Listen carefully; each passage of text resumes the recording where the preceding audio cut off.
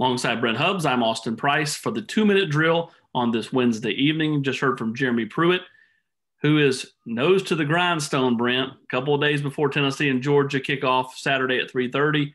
Still work to be done. Yeah, but I think that, Jeremy Pruitt's been dialed in since he walked off the field Saturday after beating Missouri. I think he got into that mode rather quickly, and I think he's very much dialed in. Focus is certainly there. He was cordial and nice, but he wasn't going to offer up much. But he does feel like his team's had a good week.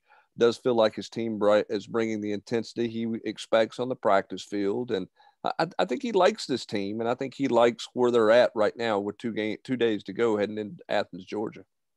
Not going to worry about the weather. Says that they're going to control what they can control, and they can't control Mother Nature. Also said that they're going to worry about themselves when asked about specifically trying to defend Darnell Washington, who is obviously, an impressive looking athlete at 6'7", and Georgia tries to get him involved. Yeah, certainly they do. And you've seen Darnell Washington do more and more. I don't think he's the focal point. I think he's a mismatch problem. And Jeremy Pruitt said, hey, we don't really have anybody on the practice field to mimic him. But I think Tennessee's got concerns about stopping Zamir White, stopping the run game, stopping George Pickens on the outside. That's not to say that Darnell Washington is not an issue and not a problem. But I think right now the focal point is more on trying to limit big plays down the field, which Tennessee's given up too many of, particularly out on the outside, and then not let Georgia's running game get going, a running game that's had nearly 500 yards against Tennessee the last two meetings. He did say, and I asked him specifically about, Aubrey Solomon and Darrell Middleton, two guys that were rumored all through fall camp as potential opt-outs. Solomon did very little as far as contact in fall camp right up until game week. And then Middleton missed the first game against South Carolina, was back last week against Missouri. He clearly feels like those two are further along than they were, 3 weeks ago, just because of pure repetition. Yeah, and I didn't think Middleton's effort was bad last week. I thought he was in pretty decent shape, much better shape than Aubrey Solomon was. Clearly, Middleton had done more on the practice field when he was available than Solomon did in fall camp. Solomon's still struggling, I think, Austin, to kind of get his weight under control and get himself into shape. And Jeremy Pruitt mentioned that neither one of them are in great football shape right now, but getting there.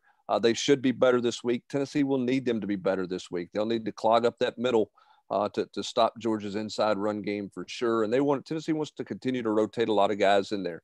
Emerson, some spot reps here and there, and Mincy and Garland, and, keep rolling those guys. Bumpus, keep rolling guys in there the way they did last week is the way Tennessee wants to play on the defensive front. Because remember, Tennessee really has been worn out the last two games against Georgia in the second half. Georgia's kind of just ran it down their throat late in that ball game because Tennessee's been out of gas.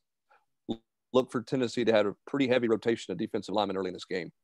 Tennessee will come back, win or lose on Sunday, according to Jeremy Pruitt, and have a scrimmage for those that have not been able to play, for those that have, kind of been left out, in the cold when it comes to playing time. So that means, the D Beckwiths, the Martavis French, Bryson Eason, some of those players that are young that haven't been able to get the field, they will scrimmage on Sunday, which means off day or potential off day, for the vets. But the young guys will go get some work in. Well, and I think it's a great move by Jeremy Pruitt. Those veteran guys will watch tape. They'll get a little run in and get a little bit of just kind of the light stuff they typically do on Sunday. But then they're going to turn their attention to those young guys. It's almost like a little bit of a high school JV game within yourself. I mean, those guys are not getting, even though they're two spotting on practice, they're not getting the competitive type reps that you want guys to get. For Keyshawn Lawrence and for those guys, they want to get them on the field this fall, but to do that, they've got to keep progressing. Remember, a lot of those guys missed time in fall camp due to quarantine or COVID. And even with some of those guys being out there, they did not get those scrimmage type reps because of how altered the fall camp schedule was because of COVID. So this is almost a makeup day, if you will, for those guys to get some scrimmage. I think it's a smart move by Jeremy Pruitt to help get guys ready to go so that their first real contact work's not on an SEC game under the lights on a Saturday in a stadium somewhere. It's on your practice field. I think it's a smart move of taking advantage of that opportunity. He's Brent Hubbs. I'm Austin Price, and we'll have continued coverage as Tennessee gets set to go down to Athens and play the Bulldogs on Saturday throughout the week.